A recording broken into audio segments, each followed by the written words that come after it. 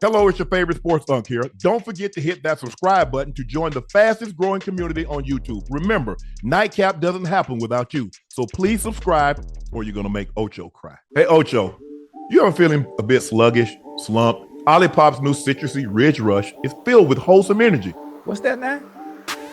Caffeine energy from green tea. Whoa, okay. Plus fiber and delicious crisp citrusy taste. Okay. I'm feeling this energy. Basically, it's that good, clean buzz. Whoa, hold on now. I'm feeling this energy. Sorry, got carried away there. But you guys at home can find Olipop new Ridge Rush flavor in a store near you.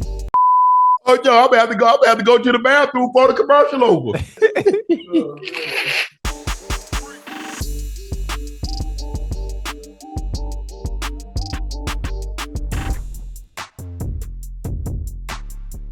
Our last guest of the night, guys, he really doesn't need any introduction. You've heard me mention him on several occasions.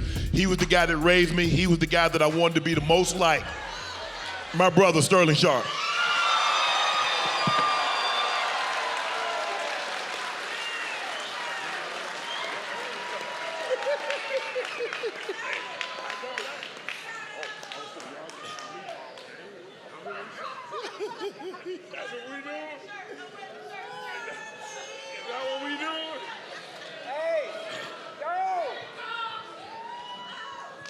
Yo, y'all can hear me?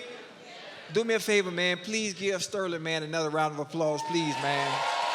Real shit. Legend.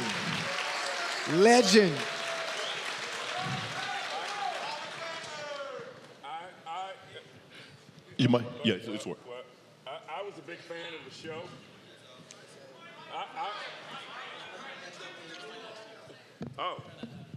I was a big fan of the show.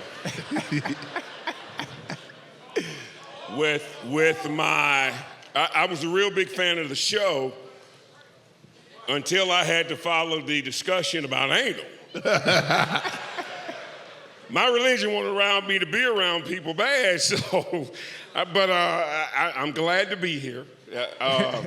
Do you realize I grew up with him, but tonight was the first time I met him. Yeah. And I've always been a big fan, and we say that a lot, but you know guys that have a passion for what they do. It ain't about money. It's not about cars or diamonds, although we have them. I enjoyed watching you play and do what you did. Now, the antics I probably could have did without, but I really did enjoy you as a player. I really appreciate the way you play. Thank you. I appreciate that. It coming from, and this is one of the things. If you for those of you that watched when I played, obviously I was vilified through the mainstream media because of my style of play with the antics and having the fun. But to get the credit from my peers and those that came before me, you don't know how much that means. Definitely one of the best to ever do it. Thank you. I appreciate it. Definitely one of the best to ever do it. A lot of times people ask me, they ask you, man, how much of what your brothers say about your grandparents, your grandfather said, what your grandmother said, how much of what he's saying did they actually say? I'm going to do it this way.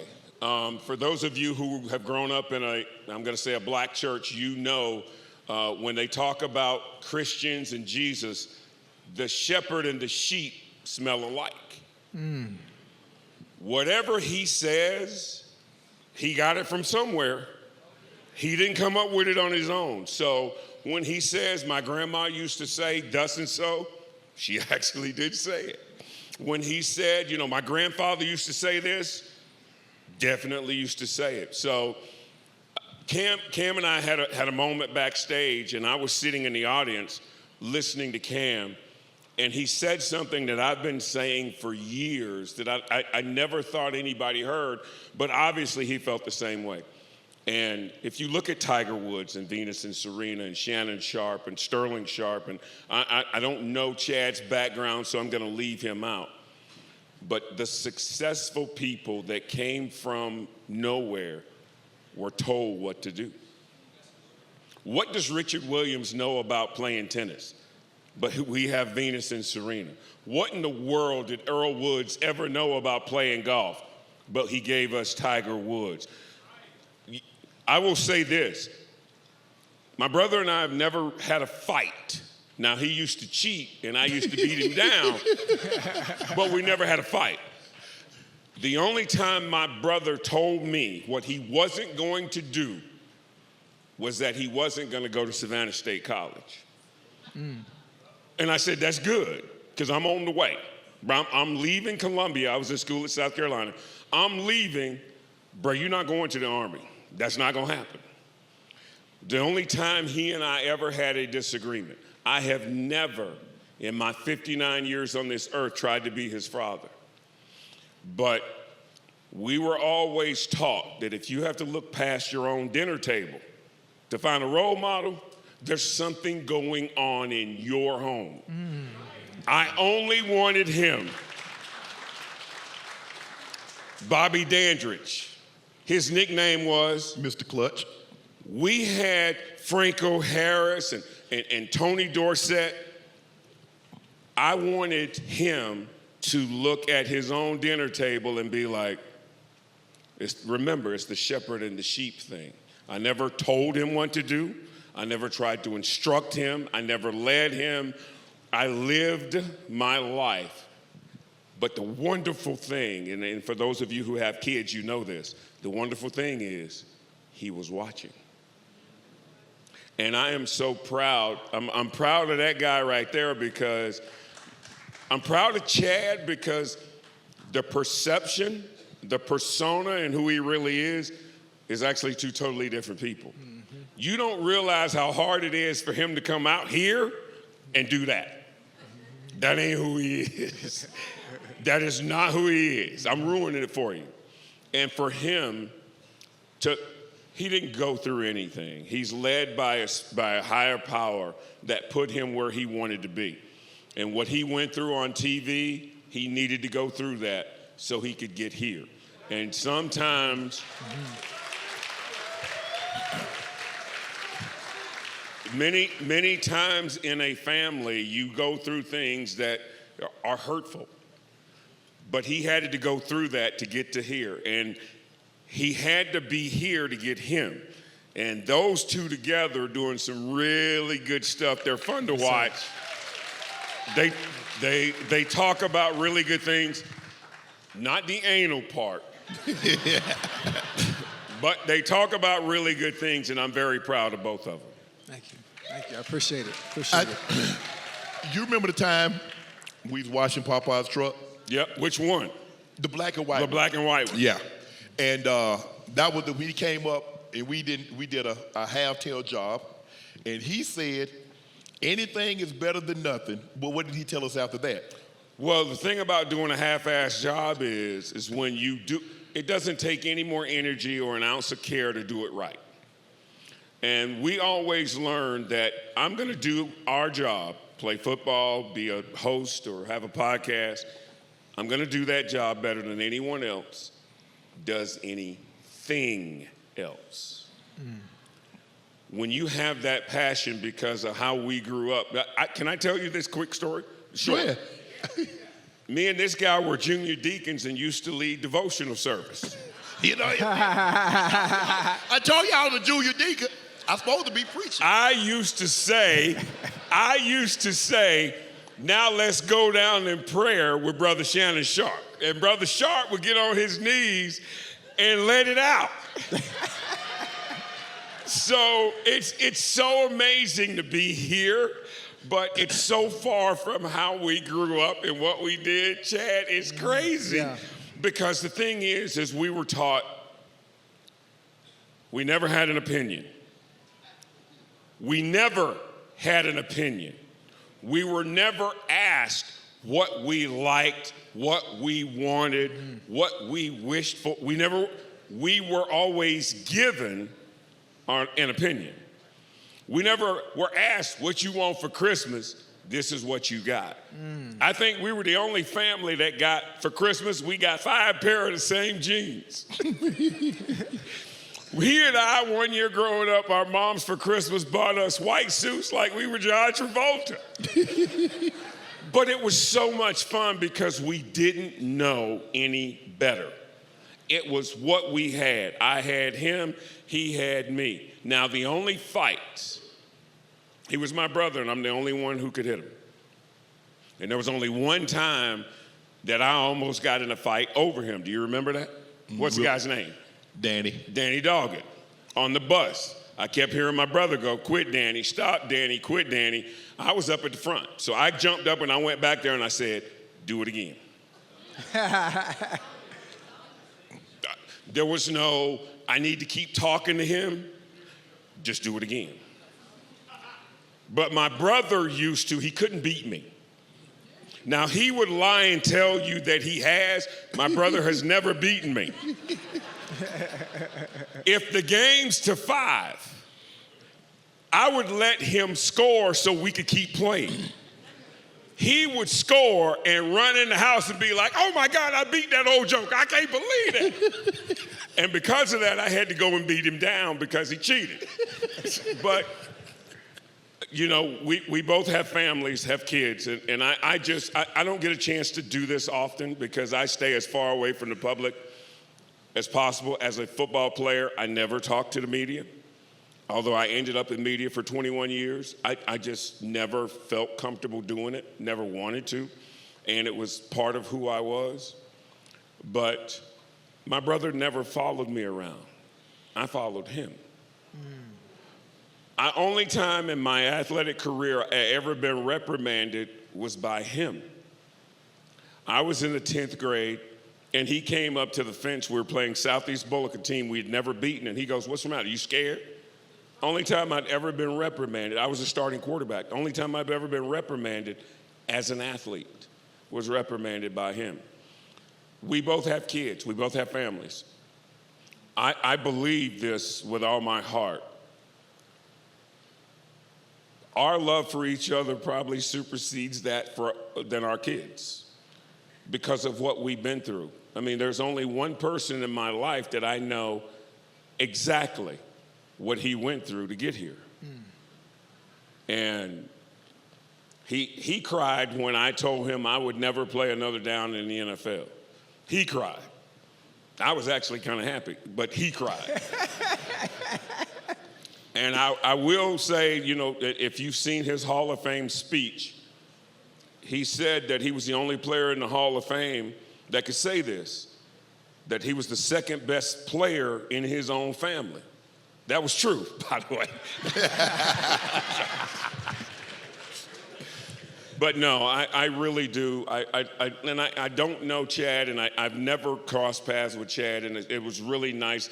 The thing is when he saw me, he made me feel like we had known each other for years. Yeah. And I knew how uncomfortable he was having to come out here and do this.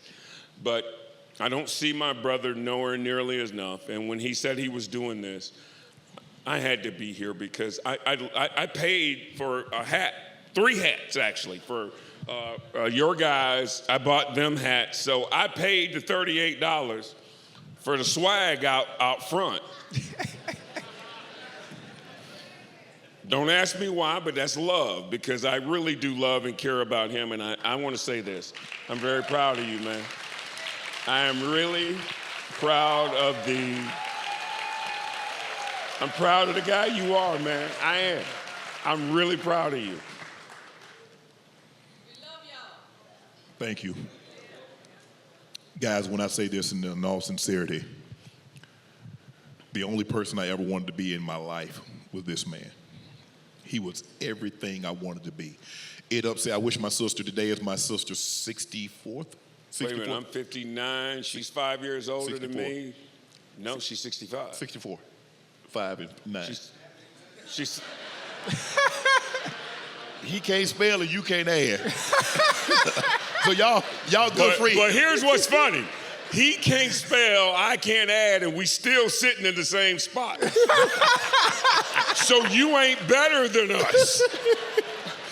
She would get so upset because he got a shirt that had Mr. Clutch on the back. I went and got a shirt that said Mr. Clutch on the back. Yeah. We dressed, and people laugh. Tell them about my college girlfriend and your first college girlfriend. looked identical. No, you don't. You don't understand. Identical. Same hair, same shape, same teeth. Same height. Same height. Identical. Everything was identical. For real? It wasn't the same girl. No. The hell nah. Was not the same girl. Nah. But because I saw, like I said, I saw him every day, and I saw the way he carried himself. I saw the way he did things. He was always a more serious person than I was. I was not very serious at all. I was always telling jokes. I was always trying to be funny, and that's why you couldn't get in prison with your grades. They were bad. But I just think the thing is that once I saw, because when I see him, and that's why I knew I could be whatever I wanted to be. Because when he went to college, I was like, well, I'm going to college too. Hell, he can do it, I can do it. He eat the same food I eat. He sleep where I slept. He getting rained on just like me. Yeah. He got to go to the woods to use the bathroom just like me. He go to college, I'm going too. That's right. He went to the NFL. I'm like, he going, I'm going too. And so that's just the way I looked at it, man. It was just, it's unbelievable. Because my grandfather died, I was 8, about to be 9. He was about to be 11, about to be 12. Yeah. And he took over. He was the dominant male figure in my life, Ocho. He was the one that I followed. But I would do things as a small child, and he would get in trouble. And my grandmother would ask, Barney, why you so hard on spanking? He said, because it's his responsibility to teach Shannon. Mm-hmm. He said, because Mary, I ain't going to be here always. And I never understood. I was like, but he's not much older than me. You make it seem like he's like 10, 11 years older than me. But he knew, even though I didn't, that I watched everything that he did. I hung on every word that he said. And he could get to me. He could talk to me when nobody else could. Right. Like, at track meets, something was going on, my coach would call him. He's like, don't say anything to it, I got him.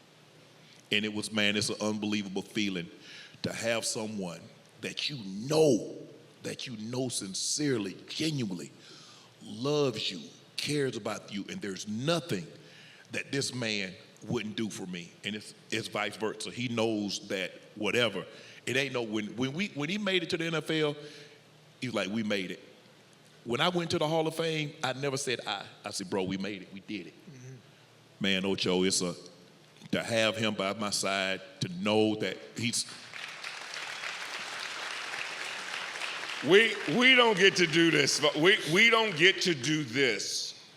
And I'm not saying talk about each other. We don't get to sit next to each other often. I'm trying to think, the last time we were this close for this long would have been 2011 at the Hall of Fame, at my grandma's funeral. My funeral in the Hall of Fame, yeah. In 2011. Yeah. The last time I was next to you for this long was at the Super Bowl in Minnesota. Yeah. What year was that? 2018. Would have been Philly, New England. Philly, New England, yeah. So it's not like we get to spend time. I mean, we talk 2 or 3, 4 times a week or text 2 or 3, 4 times a week, but we don't get to do this. And we're old enough now where we can say, I love you and not feel weird. Because nobody ever said, I loved you the way we grew up. That was not something you did because as a man, you never showed, I love you by what I do. I love you by what I say. I'm not going to love you by telling you. So for us to get here, we're supposed to be here. And I hope more people, not just black people, more people would, when you get a chance to give someone flowers, give them to them. Don't be ashamed or afraid to say good morning to somebody who doesn't look like you, or how you doing to someone who doesn't look like you. And I think I've learned that over the years because when we did the same things, when we both played football, we could talk football. When we both did TV, we could talk TV. I play golf, he doesn't. So we don't have anything in common right now. But we can still find out how each one of us, how we're doing. And I'm very proud of how he handled the Skip situation. He almost lost it. The Afro-American almost came out. I know you saw it when the glasses went on the table. Skip, I'm in the effing Hall of Fame. I was like, I said to myself, that is the end of the Sharpes on TV. That's it. Because I knew what was going to come next. And I was like, Skip, I hope you can fight. But no, I say that in jest. I never thought he would lose control. I was really shocked that he yelled and screamed. But he yelled and screamed not because of what Skip said. He yelled and screamed because he was so hurt that someone he liked and trusted would say or do that to him. And he would never say this. I'm not on TV. I don't do anyone else's media at all, except PGA Tour Golf. I go on their show. But I don't do anybody else's because you can't ask me about him. Because I'm not going to give you anything about him. Do I like his success? You're going to have to use your own imagination. Do I think he is doing the right thing? You're going to have to use your imagination. I do not talk about him. Everybody goes, when you going to be on Club Shay Shay? I was like, I was first. Before it became Club Shay Shay and Chad, they were famous. I went on then because I was like, I see where this train going, and this is way before Cat Williams. I do not want to be anywhere near where this thing's going. So Club Shay and Nightcap, I could say this is probably the last time you'll see me publicly. Because they are going in a totally different stratosphere, and I want to thank Cam Newton. I told Cam backstage, I am very impressed by him. Because they are a lot alike. And you have to admit, Cam is the largest human being you've ever seen. Dude is gigantic. Go ahead, Joe. Man, it's an honor for me, obviously, someone I watched when I was young, growing up. And it's so surreal hearing all the stories about you through Unc. Yeah. Watching you play, seeing the highlights. And now being able to sit here in person and hear the stories. So the stories that I do hear, now they come into fruition because you're saying the same thing. Because sometimes I think Unc be lying. Hey, sometimes I think he be lying and exaggerating. But goddamn, you regurgitating the same thing that he be saying. Check this out, Ocho. How about this here? I told a story and people like, man, ain't nobody say that. Me, our cousins, me, you, Arneo, Eugene, Lanny. Mm-hmm. 3 other guys. We all standing around. They was talking about a girl they had all had sex with except my cousin Lanny.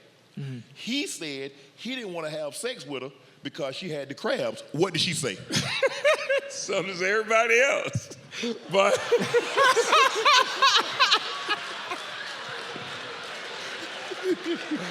no, the lobsters. So my religion will not allow me to follow these dudes. I'm going to heaven. They are not stopping me from going to heaven. Where my homeboy Bucket at? He's sitting back there next to where I was sitting. Bucket. Where Bucket? He's sitting right there. Come here, Bucket. Hey, Jordan, where's Jordan? Jordan, help Bucket get to the stage. My homeboy, he just had his knee replaced, and he just tore his ACL in the same knee he had replaced. My homeboy got buzzard luck. Hey, Buck, come right here. Man, he can't get up there. Ain't no way in hell. He gotta get up here. I'm gonna give him my mic. Oh, he got to sit. You got to sit down. Okay. Just stand right there, Buck. Yeah. Hey, homeboy. Yeah. I told a story. Okay. About the guy that walked in there with the chopper. Yes. You were sitting on the couch. I was. Bucket, go tell the story. I ain't gonna say nothing else. I want you to tell the story in its entirety because I left a big piece out at the end. But you tell the story how you remember it. Reading the Jet magazine, Shannon said, homeboy, hey, I'll be right back. I said, okay. One came in the back door, one came in the front door. And I looked, and then the guy walked in in the bedroom on Shannon. Shannon like, man, I know Bucket ain't walking in this house on me. I mean, walking in the room on me. Then I looked, and the man just stood there. Hey, you Sharpe? Yeah, man. Hey, man, ain't got no beef with you. Hey, she just be lying to me and everybody else. So we got in my truck and hauled butt. So we was going down the road. My jewelry. We was going down the road, and Shannon said, man, I left my Rolex. I said, man, damn that damn Rolex, man. And Shannon said, man, I just paid $25,000. Man, I don't give a damn. That man got a sawed off for AK-40. Man, we going back. I said, oh, Lord. So I turned my truck around. We went back. Old boy gave Shannon his watch, and we left. And that was true. True story. What happened when we was pulling off and driving down the road? Driving down the road, the girl ran outside, half naked. Stop! I said, Shannon, there she go right there. Man, stop this truck. I say, oh, hell no.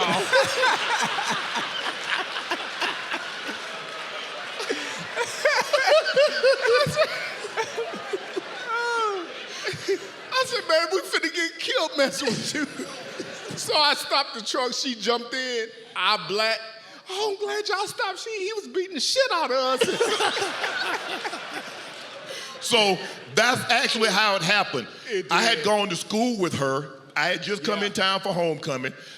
He got the name Bucket. Let me tell you how he got the name Bucket. I came in town back, this was in 91. I said, 91. Yeah, I said, man, pick me up from the airport. I ain't gonna get no rental car this time, pick me up. So back then, you could walk to the gate, wait till your person come off, and he walked me down. So I was like, okay, we cool. I was like, I know he done got something real nice for your boy to ride around in. Yeah. So, I go to the passenger side. I open the door, get in and sit down, and he's still standing there. I said, what the fuck you doing? I said, man, get in. He's like, man, the driver's side door won't open. I got to get in through the passenger. I say, man, you come pick me up in this damn bucket. And ever since then, he's been named Bucket. And it was a 5-speed manual, so I had to step across it. So, And he painted it yellow. Canary yellow. But this is my biological brother. Me and that man, they're as close as me and him. There's nothing I wouldn't do for him. With my kids, my daughter was in Jacksonville. He would come see me play. I was playing with the Ravens. I was playing with the Broncos. He would go pick my daughter up. She refers to him as Uncle Fuzz. He would go pick my daughter up, bring her to the game, hang out. I see my daughter. He would take her back home. When I would go places, he would come up here and stay with my daughter, make sure everything was, whatever your daddy said, go. You know what your daddy said. And that would be the end of it. So, bro, I love you more than life. I appreciate everything you've done to me. And I love you too, brother. And just what he said, he had me watching over his daughter. He trusted me with his daughter, and that meant a lot to me. That put our friendship to a point where it was brotherhood for me to watch over his teenage daughter, to house sit with her. Ain't too many people gonna trust it. Let me save you from yourself. You giving out too many family secrets. Man, Ocho. Yeah. We got 2 more of these. We in Houston on Sunday, and then the following Friday we're in Dallas. Yeah. Bro, this has been an unbelievable experience. Beautiful ride so far. Beautiful ride. I can't think of a better person I would want to share this journey with. Your dedication, your work to get better. I ain't the easiest person to work with because I have a lot of expectations. Yeah. You ain't the easiest person to grow up with. But, bro, what you've done over the last year, how you've gotten better, how you studied, how you want to get better. You're like, Unc, I want to do this, I want to do this. And you take coaching very, very well. So, bro, I appreciate this ride that we've been on together. You.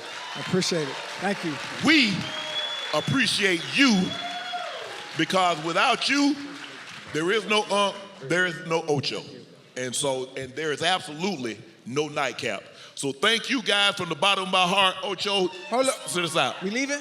We's leaving. Hold on, before we go, I want y'all to do me a favor and wish a friend of mine a happy birthday. Ty Stover, where you at, Ty? All right, could y'all just wish Ty, where you at? In the back? Just wish Ty a happy birthday for me. That's it.